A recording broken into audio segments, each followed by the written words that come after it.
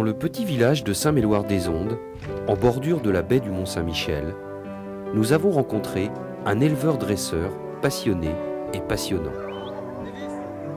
Ses méthodes de travail, rigoureuses, mettent toujours un élément en avant, la douceur avec les chiens.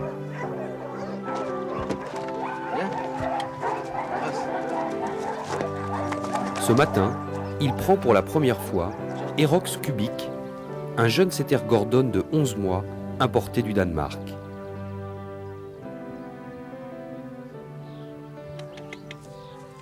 Il sent l'animal, le pigeon qui fait là. Hein, Eros.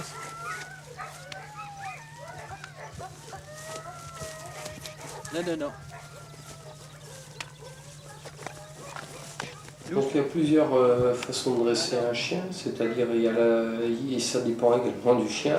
Des fois ça peut aider d'avoir son propriétaire avec lui et on le travaille par séance en éducation. Donc on éduque autant le propriétaire à amener son chien par la suite.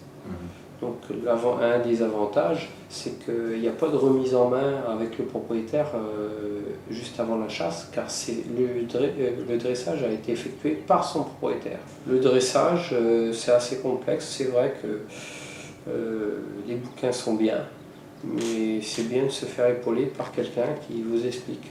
C'est toujours... le chien, lui, le langage littéraire, il ne le connaît pas. Hein.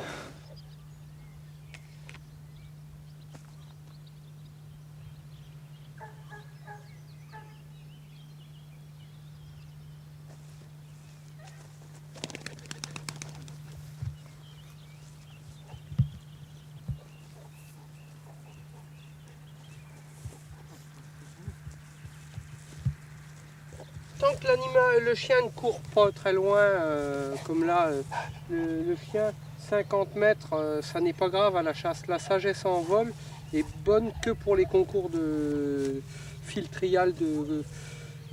Imaginez que vous êtes au bois, vous avez un faisan qui part, ou une bécasse, vous le tirez. Le chien reste au pied de vous. Des fois, l'animal prend le coup de fusil, accuse le coup de fusil plus tard. Et vous pouvez des fois laisser un animal sur le terrain, un oiseau. Donc le chien avance 50 mètres, il a une autre vision de la chute. Et c'est des fois contraignant vis-à-vis du chien que de le mettre sage en vol sur des chiens de chasse qui n'ont pas besoin. Chaque chasseur a ses besoins de laisser un chien courir à 100 mètres ou d'autres à 50 et des fois à moins.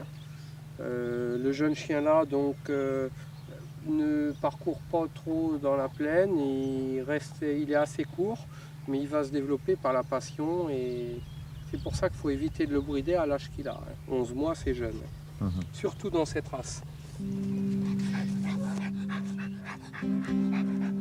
Évidemment, en Bretagne, l'Épagnol est un chien très présent.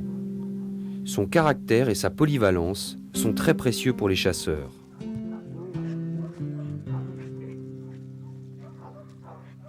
Mousse, une chienne épagnole breton de 3 ans, suit, elle, un cours de remise à niveau.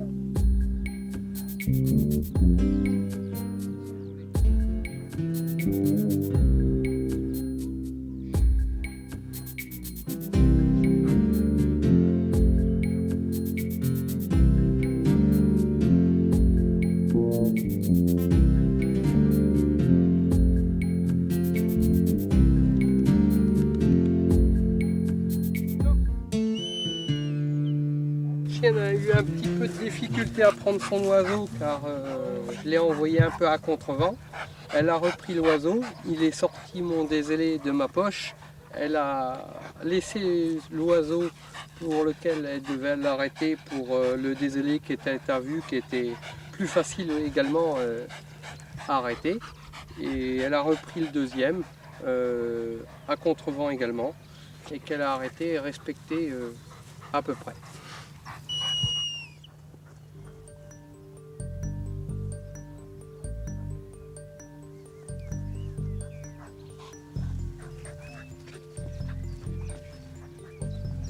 L'heure du déjeuner approche.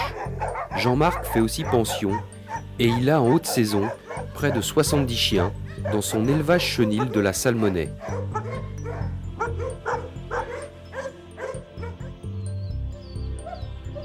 Ces chenils sont d'ailleurs d'une propreté exemplaire.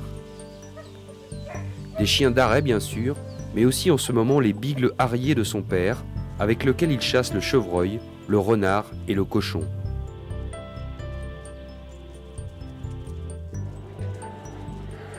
Deux chiennes ont mis bas et occupent la partie nurserie de l'élevage en ce moment.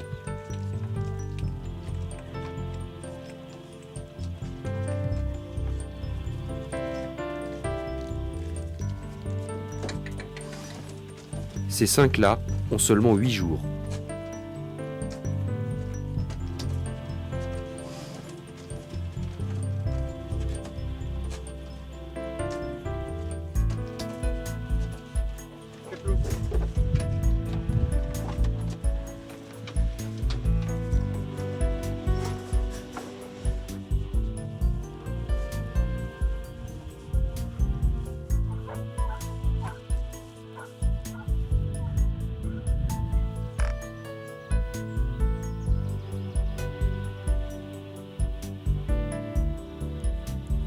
L'après-midi débute avec le débourrage de Péplum, très jeune setter anglais, encore un peu chiot dans son comportement.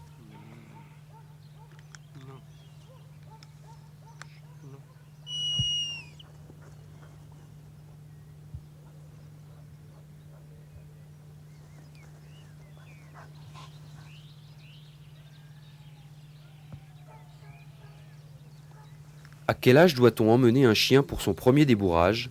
Réponse d'expert. D'abord, on déclare un chien, c'est-à-dire qu'on commence par le faire arrêter, on lui fait faire ses premiers pas. On commence uniquement d'abord à le déclarer, à lui montrer les oiseaux. Et souvent, en l'occurrence, une caille, au moment-là, c'est des chiots encore. Donc, ils ne veillent pas trop l'animal partir. Faut qu'ils s'intéressent. Une fois qu'ils se sont déclarés, donc qu'ils sont passionnés, on les débourre. Le débourrage, il démarre en gros, suivant les races, autour de 9 à 10 mois, jusqu'à 20 mois, c'est bien. Un dressage, c'est à peu près pareil, mais simplement que le dressage est un peu plus long. À la place de faire ça en 4 semaines, 4 à 5 semaines, on le fait en presque 8 semaines. Mais la différence des deux, c'est que dans le débourrage, on fait l'arrêt, le rappel, bien maîtriser l'animal, le chien sur l'oiseau. Une fois qu'il est bien maîtrisé et qu'il revient bien, qu'il marche bien dans l'ess, le propriétaire peut le reprendre. Par contre, le dressage, c'est plus poussé. On fait arrêter le chien, on lui fait en assouplissement, beaucoup plus d'assouplissement, c'est-à-dire assis, debout, couché, au down.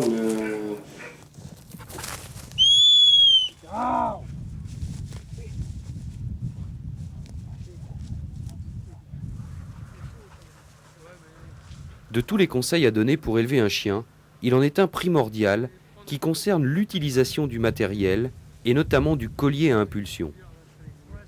Le problème un petit peu du collier à impulsion, c'est de la manière qu'on l'emploie. Et pourquoi on l'emploie?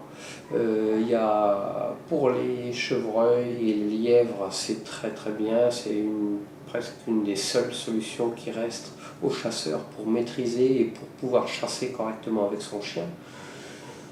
De là à essayer de travailler son chien sur les mises à l'arrêt et tout ça, moi je n'aime pas ça. On a tendance à bloquer les chiens, on a tendance à leur faire peur, à les faire rentrer à la voiture sans le mettre. Alors ça, c'est quand on est rendu à ce point-là, il faut arrêter tout de suite, mais déjà on a été trop loin. Déjà, des chiens, des fois, pour les faire arrêter, c'est un chien qui se prend uniquement un coup d'aile de faisan, tout ça. Des fois, on en voit qui sont craintifs à retourner sur l'oiseau. Donc, Ne pas jouer avec le collier, ça serait pire.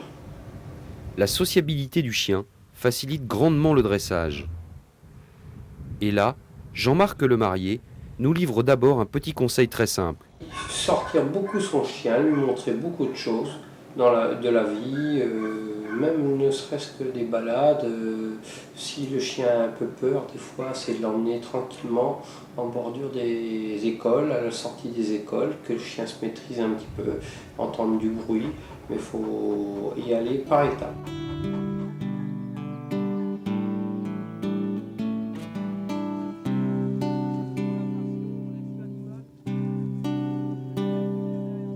Le rappel, la quête et l'arrêt.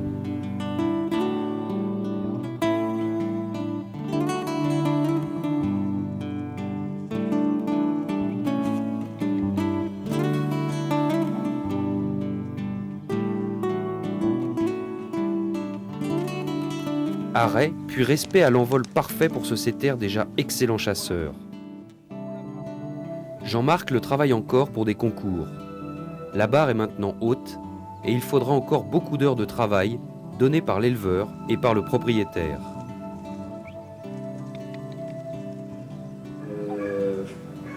Le setter anglais et l'espagnol étant pratiquement les plus répandus, c'est ceux-là qu'on revoit souvent au dressage.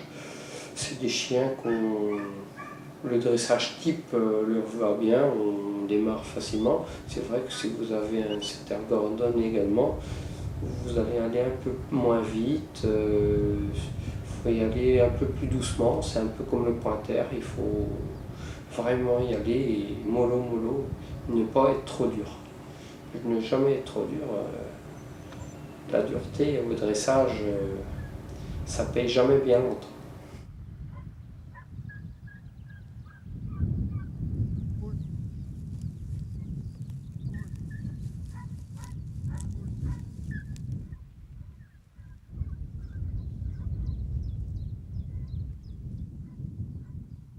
Jean-Marc est donc également éleveur.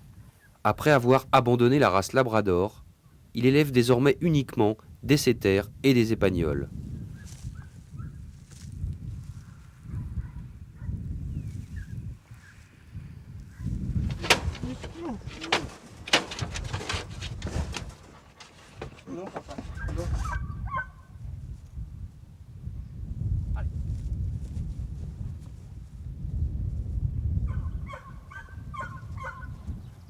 Pour entraîner ses chiens, il utilise surtout des pigeons, un oiseau qui présente beaucoup d'avantages. Pour le départ, on a tendance à travailler sur du pigeon pour le débourrage. Après, on finit sur du faisan, du perdreau, de la caille éventuellement. La caille, il faut savoir la choisir, avoir de la caille qui vole bien. Si vous avez une caille qui démarre et qui se repose 25 mètres plus loin, que le chien la gobe, il faut faire très attention. Il ne faut surtout pas que le chien attrape l'animal pour lequel vous voulez le faire arrêter. Il faut surtout que le chien, vous essayez de le mettre dans des positions à l'arrêt, de le caresser, même le mettre au cordeau s'il faut. On a toujours envie d'enlever le cordeau trop vite. Et c'est le jour où on enlève le cordeau trop vite que le chien attrape l'oiseau. Et on a des séances en supplément à refaire. Vaut mieux laisser voler un oiseau que d'attacher un oiseau par une ficelle et que le chien l'attrape. Vaut mieux perdre un oiseau que ça. C'est pour ça qu'on se sert du pigeon un peu. Le pigeon étant un animal qui rentre au pigeonnier, donc c'est un petit peu l'animal qui nous sert à dresser les chiens et lui est bien dressé également.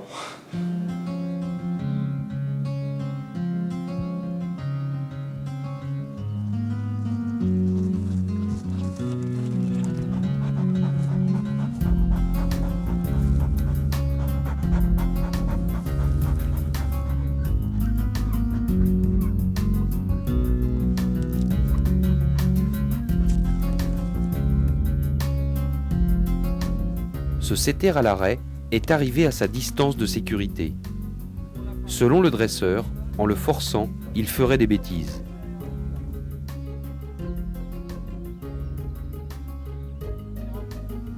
Ensuite, c'est la sagesse à l'envol. Et là, ce n'est pas encore parfait. Mais toujours selon Jean-Marc, à la chasse, cela n'est pas nécessaire. Cet oiseau aurait probablement pris un coup de fusil et il serait tombé plus loin. Le chien l'aurait alors mieux vu. Pour Jean-Marc, ce n'est pas très grave et il ne faut pas sévir systématiquement. Non. Non.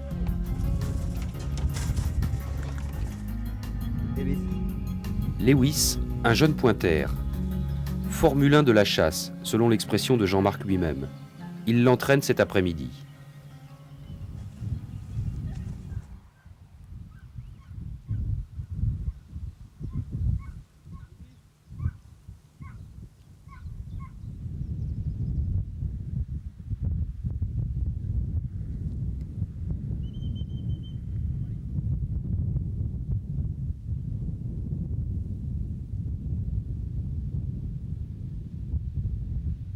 Le dresseur travaille aussi beaucoup le rapport, la relation entre le maître et son chien.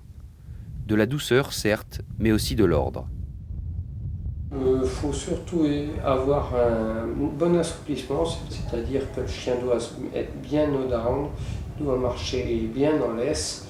À partir du moment où vous l'avez déjà mis, vous avez mis le chien à sa place vraiment hiérarchique, c'est-à-dire au pied de vous et pas devant vous, déjà vous le dominez. En le dominant, ça vous permet un petit peu, quand vous voulez le rappeler et tout ça, vous êtes son maître. Si le chien est le maître de son patron, ça ne va plus. Et à propos de patron, Jean-Marc Lemarié apporte un petit rectificatif concernant ce mot souvent mal employé. Un patron, c'est un respect d'un autre chien. C'est-à-dire que le deuxième chien, pour éviter de faire voler l'oiseau qui se trouve devant le premier chien, le deuxième chien doit arriver tranquillement, c'est-à-dire à la vue du premier chien à l'arrêt, il doit se stopper net et se mettre en position d'arrêt. Par contre, il ne voit pas il n'a pas l'odeur de l'oiseau qui est devant, souvent, ni la vue de l'oiseau, donc c'est uniquement le fait du premier chien qui le fait s'arrêter. Souvent, on a tendance à dire que le deuxième chien a pris l'odeur comme le premier, mais souvent c'est faux. La sagesse est là. J'ai été beaucoup plus cadré dans le chien de chasse par rapport un peu à la Bretagne.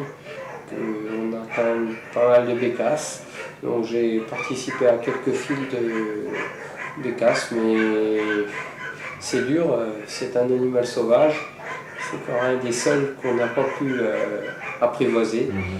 Tant mieux, le jour où on l'apprivoisera et on pourra élever de la bécasse, c'est que la chasse sera perdue.